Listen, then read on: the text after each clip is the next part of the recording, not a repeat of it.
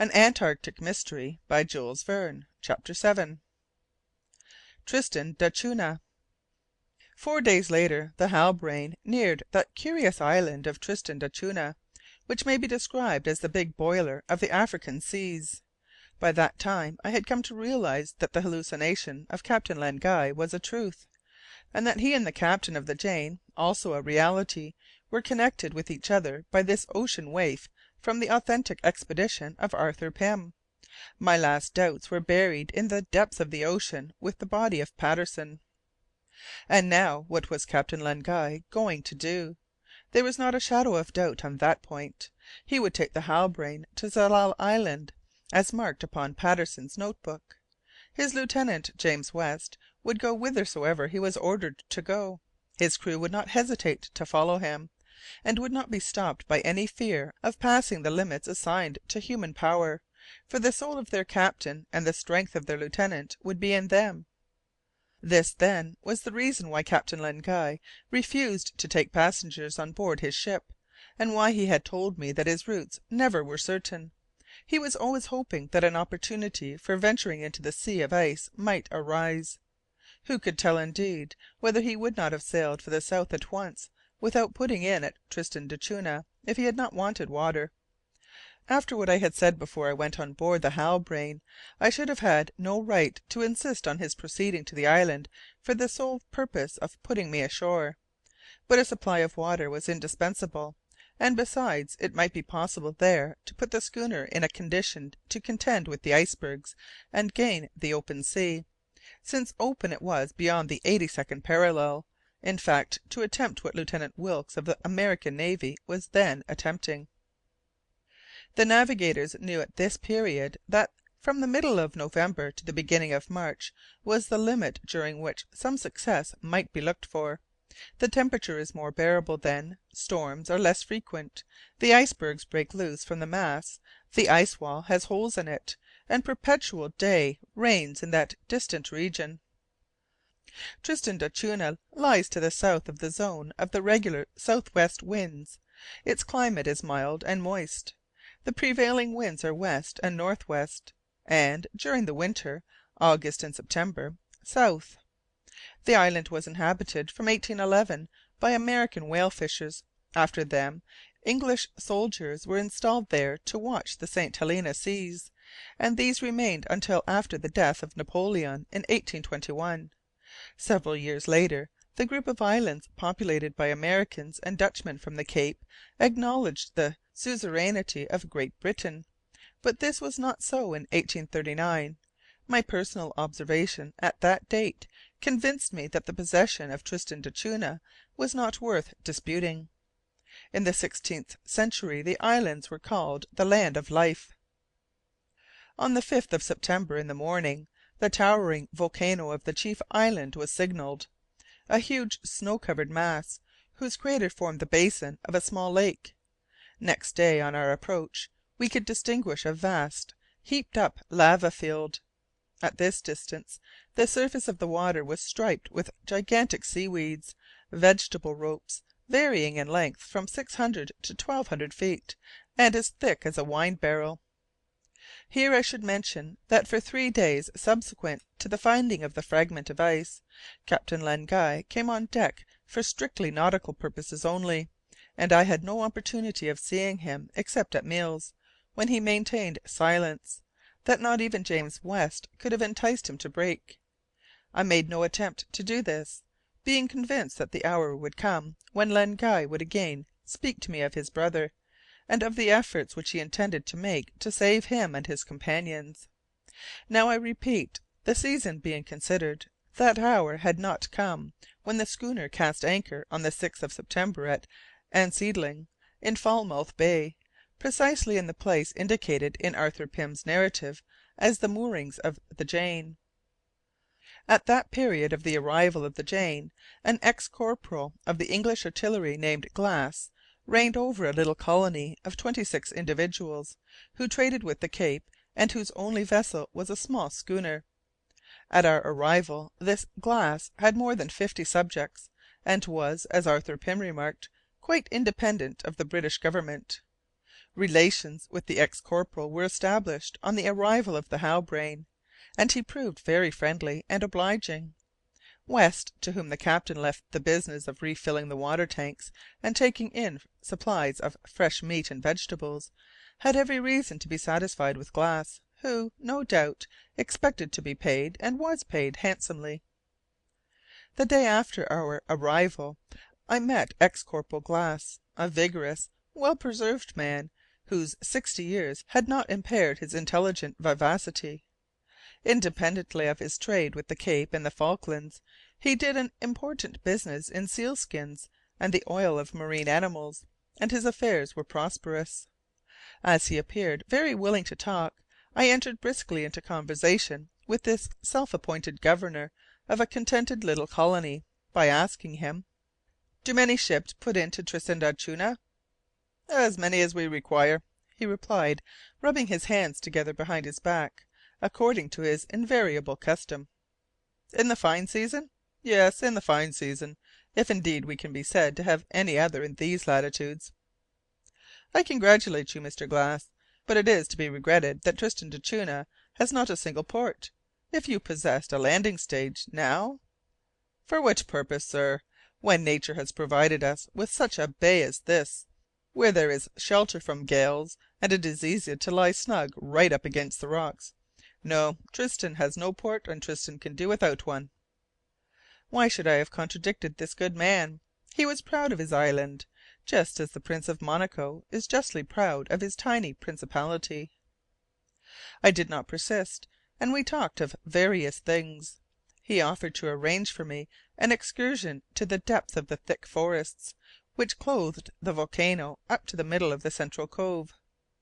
I thanked him, but declined his offer, preferring to employ my leisure on land in some mineralogical studies. Besides, the Halbrane was to set sail so soon as she had taken in her provisions. "Your captain is in a remarkable hurry," said Governor Glass. "You think so? He is in such haste that his lieutenant does not even talk of buying skins or oil from me." "We require only fresh victuals and fresh water, Mr. Glass." "Very well," replied the Governor, who was rather annoyed. "What the Halbrane will not take, other vessels will."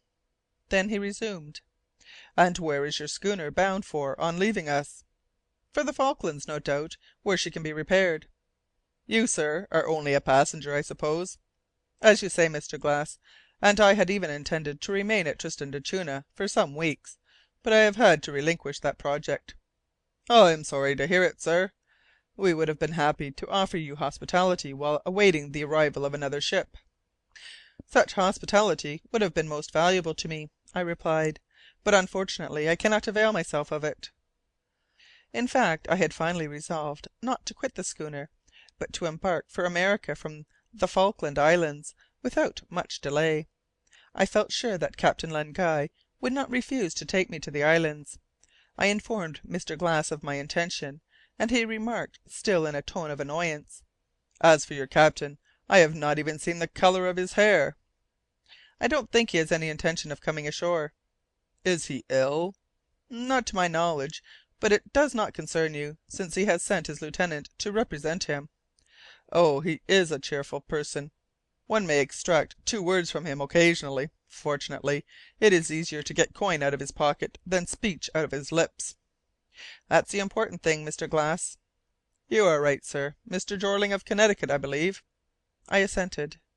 "So I know your name, while I have yet to learn that of the captain of the Halbrane." "His name is Guy, Len Guy."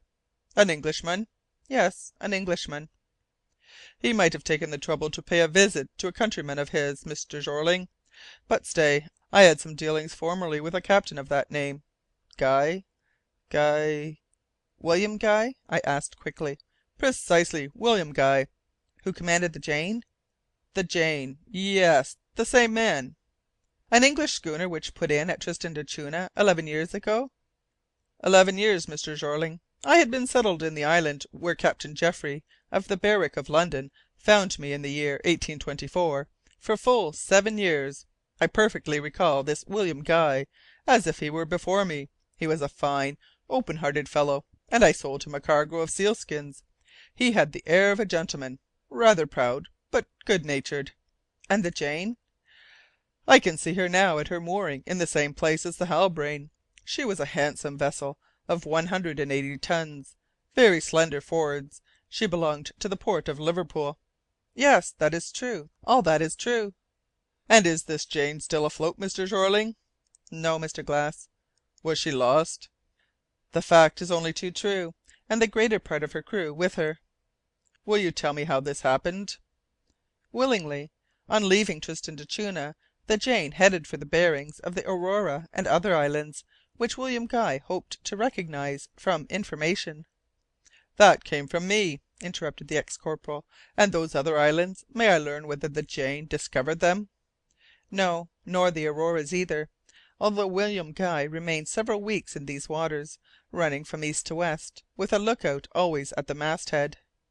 He must have lost his bearings, Mr. Jeorling, for if several whalers who were well deserving of credit are to be believed, these islands do exist, and it was even proposed to give them my name. That would have been but just, I replied politely. It will be very vexatious if they are not discovered some day, added the Governor, in a tone which indicated that he was not devoid of vanity. It was, then, I resumed, that Captain Guy resolved to carry out a project he had long cherished, and in which he was encouraged by a certain passenger who was on board the Jane. "Arthur Gordon Pym!" exclaimed Glass, "and his companion, one Dirk Peters. The two had been picked up at sea by the schooner." "You knew them, Mr. Glass?" I asked eagerly. "Knew them, Mr. Jeorling? I should think I did indeed. That Arthur Pym was a strange person, always wanting to rush into adventures. A real rash American, quite capable of starting off to the moon. Has he gone there at last?" "No, not quite, Mr. Glass, but during her voyage the schooner, it seems, did clear the polar circle and pass the ice wall. She got further than any ship had ever done before." "What a wonderful feat!" "Yes. Unfortunately the Jane did not return. Arthur Pym and William Guy escaped the doom of the Jane and the most of her crew. They even got back to America. How, I do not know. Afterwards Arthur Pym died, but under what circumstances I am ignorant. As for the half breed, after having retired to Illinois, he went off one day without a word to any one, and no trace of him has been found." "And William Guy?" asked Mr. Glass. I related the finding of the body of Patterson, the mate of the Jane, and I added that everything led to the belief that the captain of the Jane and 5 of his companions were still living on an island in the austral regions, at less than 6° from the pole. "Ah, Mr. Jeorling!" cried Glass, "if some day William Guy and his sailors might be saved! They seem to me to be such fine fellows." "This is what the Halbrane is certainly going to attempt, so soon as she is ready, for her captain, Len Guy, is William Guy's own brother." "Is it possible? Well, although I do not know Captain Len Guy, I venture to assert that the brothers do not resemble each other, at least in their behaviour to the Governor of Tristan d'Acunha." It was plain that the Governor was profoundly mortified, but no doubt he consoled himself by the prospect of selling his goods at 25 per cent above their value. One thing was certain: Captain Len Guy had no intention of coming ashore. This was the more singular inasmuch as he could not be unaware that the Jane had put in at Tristan d'Acunha before proceeding to the southern seas. Surely he might have been expected to put himself in communication with the last European who had shaken hands with his brother. Nevertheless, Captain Len Guy remained persistently on board his ship, without even going on deck, and, looking through the glass skylight of his cabin, I saw him perpetually stooping over the table, which was covered with open books and outspread charts. No doubt the charts were those of the austral latitudes, and the books were the narratives of the precursors of the Jane in those mysterious regions of the south. On the table lay also a volume which had been read and re-read 100 times. Most of its pages were dog's-eared, and their margins were filled with pencilled notes, and on the cover shone the title in brightly gilded letters: The Adventures of Arthur Gordon Pym. CHAPTER 8.